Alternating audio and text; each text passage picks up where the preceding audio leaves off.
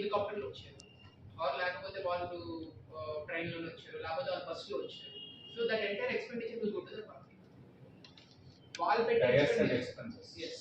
ఒకవేళ లెటర్స్ వాళ్ళు వచ్చారు, మీకు చుట్టుపక్కల 2-3 కాన్స్టిట్యున్సీస్ వచ్చాయి, ఈ 2-3 కాన్స్టిట్యున్సీస్ కలిపి ఒక సభ పెట్టారు, మీ ముగ్గురికి స్ప్లిట్ అని రిలేటెడ్ ఎక్స్పెన్సెస్ రాలేదు.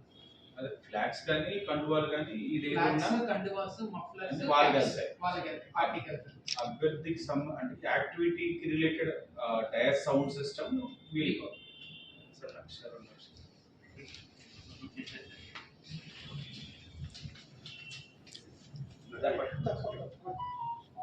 ఇది కూడా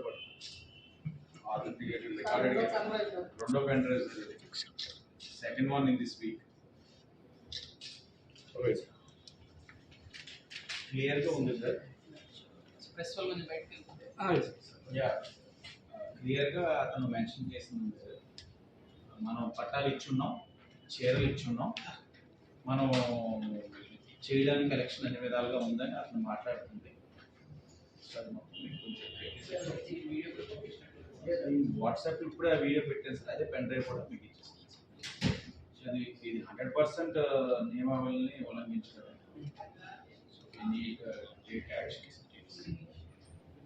అండ్ వాలంటీర్స్ కూడా మీకు ఇచ్చున్నారు సార్. వాలంటీర్స్ కి ఎక్స్ట్రా ఆఫర్ ఇచ్చారు.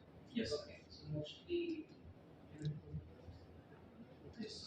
వాళ్ళు ఏం చెప్తారంటే 31st వరకు కూడా మీరే ఇంటి పన్ను నీటి పన్ను తిరుగుతున్నారు సార్. ఇంటి పన్ను తీసుకుంటారు ఆఫీషియల్ గవర్నమెంట్ ఆఫీషియల్ వర్క్. ఇంటి పన్ను తిరిగితే ఏమంటారంటే సార్ ఇదే అమౌంట్ మీద వెళ్ళి మీరు అమ్మ వైఎస్ఆర్ పార్టీ ఓటేయాలి, ఫ్యాన్ గుర్తు ఇంటి పన్ను ఓకే సార్. ఓకే సార్, నేను కోరేది ట్రాన్స్పరెన్సీ మీకు చెప్పది. నమస్కారం. వైఎస్ఆర్సీపీ రాజమండ్రి సిటీ అభ్యర్థి మార్గాని భరత్రామ్ రోజు రోజుకి రాజకీయంగా దిగజారిపోతూ ఉన్నారు. ఎలక్షన్ కోడ్ వచ్చింది, ఎన్నికల నియమావళి పరంగా కొన్ని మనం పాటించాలి.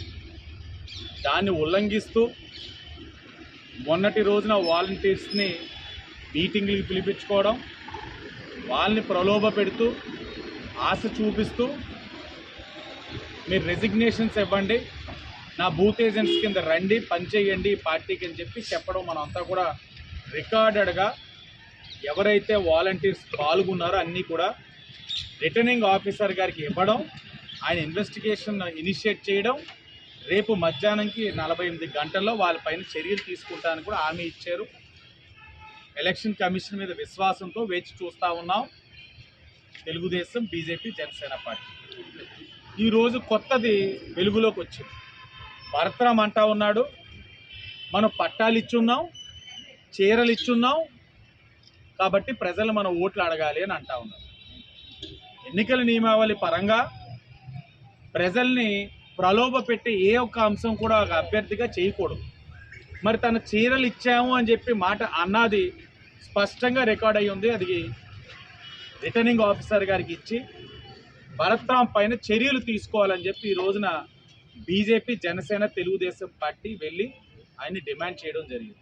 ఒక్కటే ఆయనకి చెప్పాం, ఎలక్షన్ కమిషన్ పైన మాకు సంపూర్ణమైన విశ్వాసం ఉంది.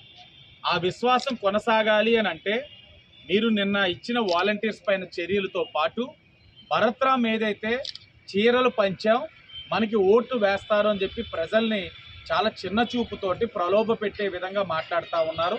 తనపైన కూడా చర్యలు ముమ్మాటికి తీసుకోవాలని డిమాండ్ చేస్తే ఆయన ఏ విధమైన పార్షియాలిటీ లేకుండా దీన్ని కూడా ఇన్వెస్టిగేట్ చేసి ఆడియో క్లిప్ కూడా విన్నారు. ఆయన కూడా మేము ఇచ్చిన దాన్ని ఒక జెన్యూన్గా ఉందని చెప్పి విశ్వాసంతో ఇనిషియేట్ చేసి యాక్షన్ తీసుకుంటారని హామీ ఇచ్చారు. ప్రజలకి విజ్ఞప్తి చేస్తూ ఉన్నాం. జనసేన, బీజేపీ, తెలుగుదేశం పార్టీ ప్రజలకి విజ్ఞప్తి చేస్తూ ఉన్నాం. ప్రజలారా గమనించండి, 5 సంవత్సరాలు చాలా ఇబ్బందులు పడ్డారు. అన్ని విధాలుగా మిమ్మల్ని ఇబ్బంది పెడుతూనే వచ్చింది ప్రభుత్వం.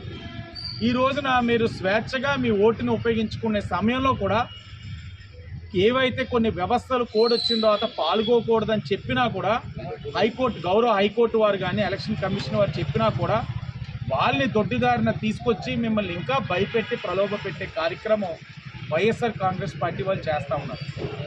వ్యతిరేకించండి, దీన్ని వ్యతిరేకించండి. ఇంటికి వస్తున్న వాళ్ళని ప్రశ్నించండి, తరిమి కొట్టండి. ప్రజాస్వామ్యాన్ని కాపాడండి. తెలుగుదేశం, జనసేన, బీజేపీ పార్టీకి మద్దతుగా నిలబడి ప్రజాస్వామ్యాన్ని కాపాడాలని చెప్పి మీ అందరికీ వేడుకుంటా ఉన్నాం.